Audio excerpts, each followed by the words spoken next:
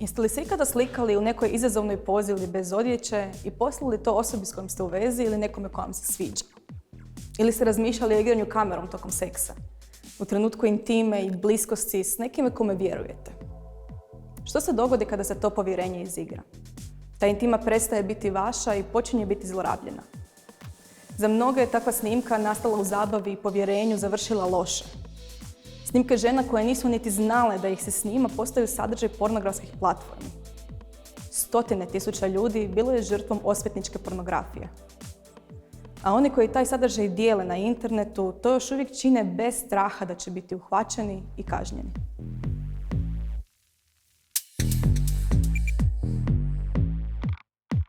Ja moram priznati da sam se ja sa tom vrstom osvetničke pornografije susrela ne kao stručnjak, ne kao terapeutkinja, nego zapravo isključivo iz doslovno ovako onog javnog života, kada su u medije izišli nekakvi filmovi ili slike koje, dakle, nisu imali intenciju da budu pušteni, a koji su zapravo sadržavali ono eksplicitno seksualni materijal. I na neki način to je prvo nešto s čim sam se susrela kada sam zapravo razmišljala o tome koliko to posljedice jake može imati. I zapravo čitali smo i onda o tome koliko to sramotno može biti za nekoga. Cijenio me da moram biti s njim jer će pustiti snimke. Mjesecima sam trpjela ucjenu, onda sam odlučila pobjeći. Mjesec dana kasnije snimke i fotografije su bile posvuda, ali posvuda. Iz male sam sredine. Majka je završila u bolnici. Obitelj me se odrekla. Prekinula sam studij. Danas nemam prijatelja. Psihički i fizički sam teško oboljela. Pa osvetnička pornografija je problematičan termin zato što on ide sa nekim predomišljajem da je žrtva nešto učinila pa je time zaslužila osvetu. Naravno da se ne radi o tome i radi se o teškoj povredi privatnosti osobe koja nije dala pristanak da se objavljuje sadržaj na kojoj je izuzetno izložena, znači nalazi se neke najintimnije stvari. Osvetnički u toj osvetničkoj pornografiji ne znači naravno da je onaj koji je na neki način žrtva, odnosno ona ili onaj koji je žrtva, ne znači da je nešto krivo napravio. Samo znači da se ja, koji to dajem u javno, želim osvetiti. Ljudi se ponekad osvećuju drugima bez dovoljno dobrog razloga. Ne? Tako da u tom smislu ne vidim problem. Pornografija je naprosto najjednostavnija etiketa za nešto što je eksplicitno, gdje jasno vidimo seks. Ne? Tako da za mene je to u tehničkom smislu dovoljno dobar termin. Ne?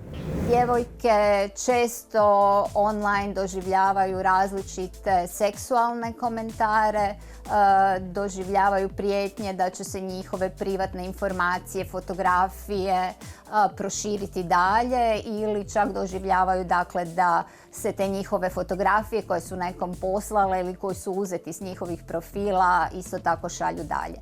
Za razliku od toga, mladići češće doživljavaju različite prijetnje fizičkim nasiljem online i isto tako doživljavaju različite pritiske pa i prisile u gledanju pornografskih sadržaja.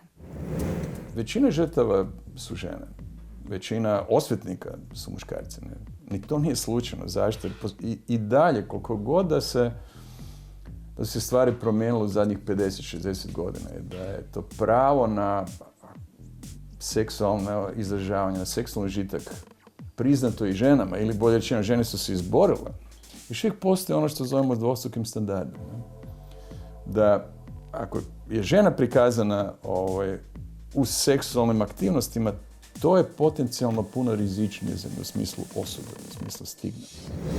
Dečko s kojim sam bila u srednjoj snimio me za vrijeme seksa bez mog pristanka. Snimku je proslijedio prijateljima, a došla i do mojih profesora. Morala sam ići na razgovor kod pedagoginje. Tjedan dana nisam dolazila u školu, sramota me pratila do kraja srednje kao lake cure i drolje. U ožujku 2021. godine medijsku pažnju dobile su Telegram grupe i to više od jedne grupe, neke od njih koje su nastale čak 2018. godine. U grupama je bilo preko 1000 muškaraca raznih dobi koji su dijelili eksplicitne slike mahom žena. Pratila sam zapravo situaciju koja je krenula nekako iz Srbije, zapravo tamo je nekako krenulo otkrivanje samih tih Telegram grupa i jednostavno šokiralo me to što sam vidjela jer nisam mogla vjerovati da tako nešto postoji i da toliko veliki broj muškaraca i mahom mladih muškaraca od 20 nadalje godina misli da je to zapravo sasvim normalno i da je njima to jako cool. Čak smo kasnije otkrili nekoliko TikTok profila, dečki koji su se hvalili da su u posjedu raznih eksplicitnih fotografija i da će za neku određenu naknadu to poslati dalje. I do sada nam se, od ožujka javilo 26 žrtava i većina, odnosno 90% tih slučajeva su slučajevi pornografije bez pristanka. Da se osveti nakon prekida, bivši dečko je objavio moje gole slike na društvenim mrežama. Iz malog sam mjesta i jedno vrijeme su me svi ogovarali. Postala sam meta ljigavih muškaraca koji su mi se javljali u inbox i pitali koliko košta noć sa mnom. Odselila sam u veliki grad i nikad se više ne želim vratiti. Žrtve najčešće kada su izlazile u javnost sa ovime, izlazile su sa anonimnim ispovijestima zato što su naišle na osudu društva da su one same sebi krive jer su to radile. I to je najgora situacija da mi zaista nemamo niti seksualnu edukaciju, niti možemo reći da je zapravo normalno sa svojim partnericom izmjenjivati eksplicitne fotografije ukoliko to ostane u nekom sigurnom prostoru. To je nešto što radi jako veliki broj ljudi, međutim onda kada to izađe u javnost ili kada se ovako bez pristanka te osobe, te fotografije, snimke podijele, ta onda osoba je žrtva 2 puta. Žrtva je zato što je se to dogodilo i onda je žrtva zbog osuda društva jer ispada da je sama sebi kriva. Smatra se da su žrtve osvetničke pornografije zapravo žrtve, mogli bismo reći, seksualnog nasilja i to seksualnog nasilja učinjenog putem dijeljenja slika ili nekakvog tog sadržaja. I to zapravo ne znamo još do kraja, međutim zapravo ono što znamo je da je takav oblik ponašanja nešto što dovede do zbilja dubokih i devastirajućih promjena na psihu žrtve. Ono što zapravo znamo je da bismo čak to mogli usporediti i sa posljedicama koje silovanje ostavlja na žrtve. To su zapravo u prvom času i prvo ono što se zapravo javi je akutna stresna reakcija koja zapravo se onda vidi i manifestira kasnije kao posttraumatski stresni poremećaj, izrazito visoke razine depresivnosti i anksioznosti.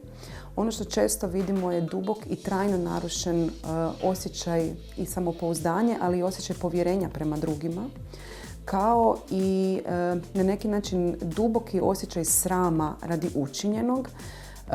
I to je zapravo ono što na neki način gotovo da možemo reći promijeni osobu i ostavlja tako trajne posljedice. Snimali smo se zajedno i bila je to naša lijepa igra. Kad sam prekinula vezu, te snimke pustio prijateljima, slao kolegama s posla, a fotografijama polijepio moje stubište.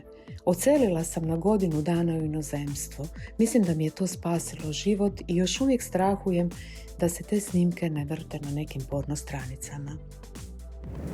Dakle, terapija teče na način da prvo vidimo koji su to simptomi i što se dogodilo i kod nekih kriznih situacija gdje ta razina uznemirenosti ili razina depresivnosti može biti i značajna, onda ćemo prvo djelovati simptomatski. Dakle, djelovat ćemo na te simptome koji taj čas čovjeka ugrožavaju. Dakle, ukoliko je neko silno uznemiren, ne može spavati, ne može funkcionirati, onda ćemo raditi na smanjenju tih simptoma. To može biti i farmakoterapijom, dakle lijekovima, da pomognemo čovjeku da se dovede u nekakvo stanje u kakvom je bio prije, a može biti i nekakva suportivna psihoterapija. Ono što možemo reći da bi možda mogao biti nekakav pokazatelj da odnosi neće možda funkcionirati dobro u tom smislu dijeljenja takve nekakve pornografije, odnosno takvog nekog seksualnog sadržaja, jest zapravo postavljanje pitanja o povijesti takvih iskustava.